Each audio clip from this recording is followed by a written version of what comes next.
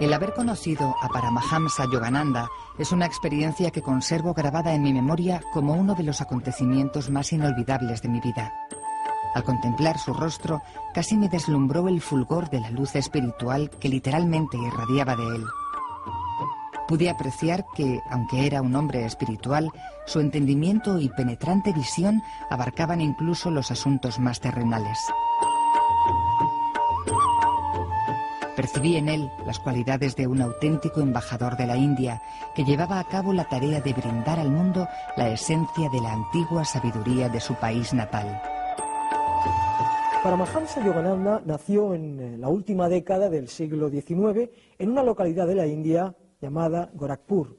En 1925 estableció en Los Ángeles la sede internacional de la Hermandad de la Autorrealización. Fue un importante propagador del yoga en Occidente, particularmente del método conocido como Kriya Yoga. Y escribió la autobiografía de un yogi, una revelación de un logro personal en la búsqueda del contacto con Dios.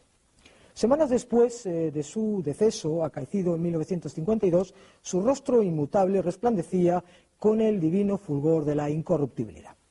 Para hablar de Paramahamsa Yogananda, contamos hoy con la presencia de Jesús Callejo, que ya ha estado con nosotros para hablar de Alexandra David-Nil, Elena Petrovna Blavatsky, Nicolás Roerich, sufismo, etc. Colaborador en distintos medios de comunicación y contertulio del programa de radio La Rosa de los Vientos, y escritor que tiene en su haber más de una veintena de obras, entre las que destacamos Fiestas Sagradas, Bestiario Mágico, Secretos Medievales, Breve Historia de la Brujería, Enigmas Literarios y Las Profecías del Tercer Milenio. Buenos días, Jesús. Buenos días, María Teresa. Siendo estudiante en la escuela de secundaria, Paramahamsa Yogananda huye de casa con 3 amigos para buscar a su gurú, a su maestro. Pero para su corta edad realmente representa un ser humano que tiene altas inquietudes, ¿no? Su mente reflexiona de una manera muy madura.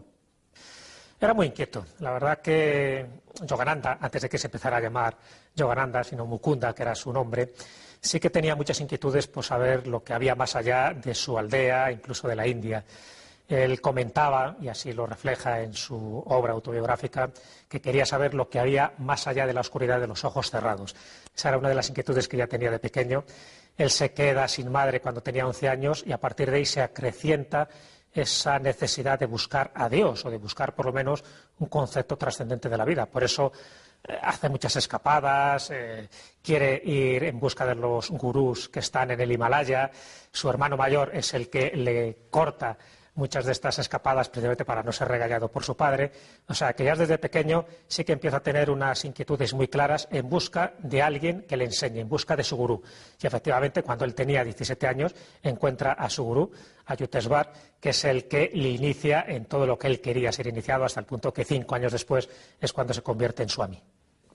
A los 27 años sale de la India en el buque City of Sparta para ir a Norteamérica, donde llega en agosto del año 1920. ¿Qué es lo que aporta Yogananda, o qué es lo que tú crees que aporta Yogananda a la cultura de este país? Es curioso porque ese barco, el de la ciudad de Esparta, es el primer barco que sale de la India después de la Primera Guerra Mundial. Hasta ese momento era complicado, ¿no?, que alguien se pudiera acercar a Estados Unidos, y en ese primer barco va Yogananda, es invitado por la ciudad de Boston para dar una conferencia dentro de un congreso internacional que hay de religiones, y para él era su gran oportunidad. Además, también había sido aleccionado por su maestro, por su gurú, precisamente para eso, para que entrara en Occidente determinadas teorías y disciplinas que él conocía perfectamente de Oriente. Así que, después de 2 meses de travesía, que es lo que duraban en aquella época, cuando llega a Boston en octubre, da una charla que dejó impactados a todos los que estaban allí, donde él hablaba de esa única religión que une a todos los seres humanos, y que en el fondo lo que subyace en todas las religiones, que hay una única, universal, es ese concepto de la compasión y de la devoción. Bueno, pues impresionó tanto a la gente que ese recorrido se prolongó durante 4 años, tenía una convocatoria tremenda, ¿no?, de personas, hasta 3.000, 4.000 personas se habla de que acudían a sus conferencias.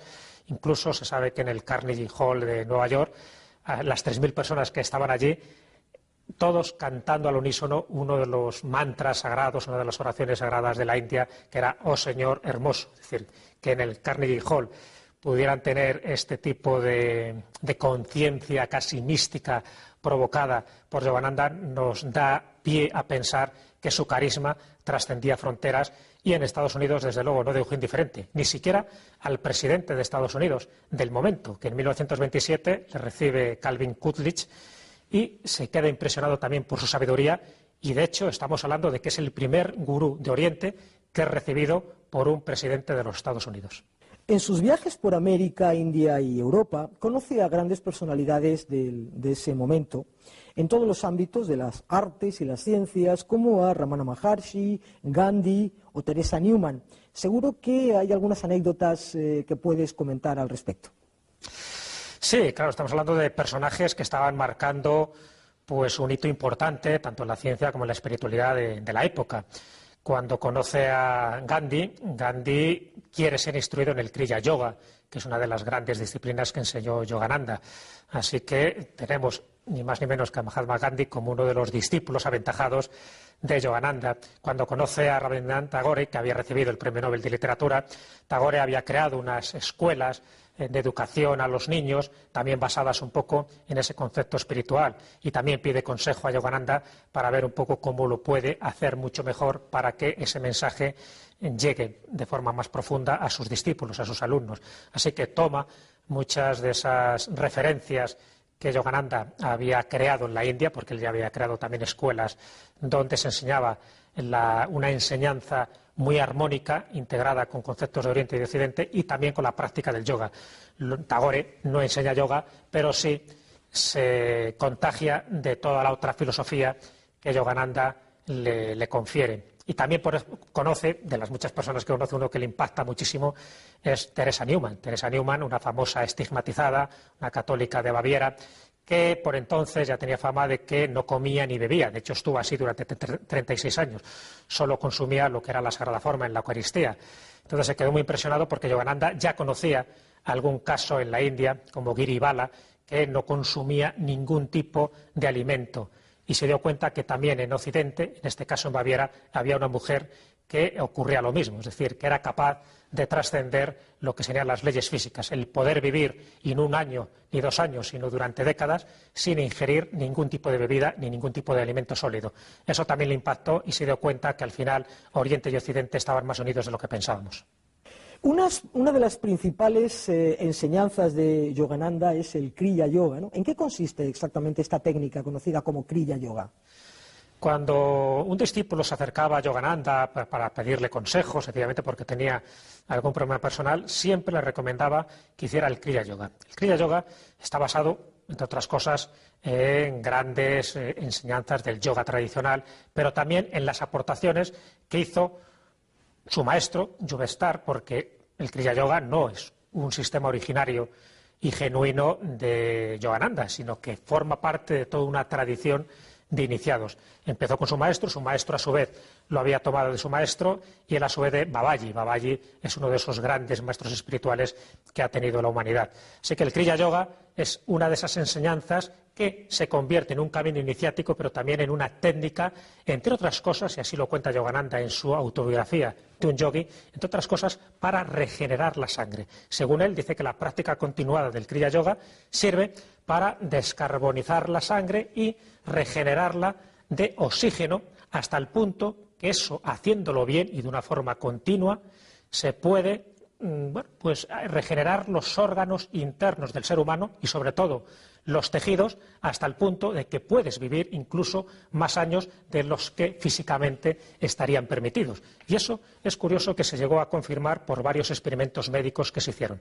Así que Yogananda consideraba que el Kriya Yoga era una bendición, que era ese camino aéreo para acercarse a Dios, a la divinidad, y que era la técnica fundamental para reconciliarse un poco con ese tipo de doctrinas esotéricas y místicas, pero aplicadas a tu propio cuerpo.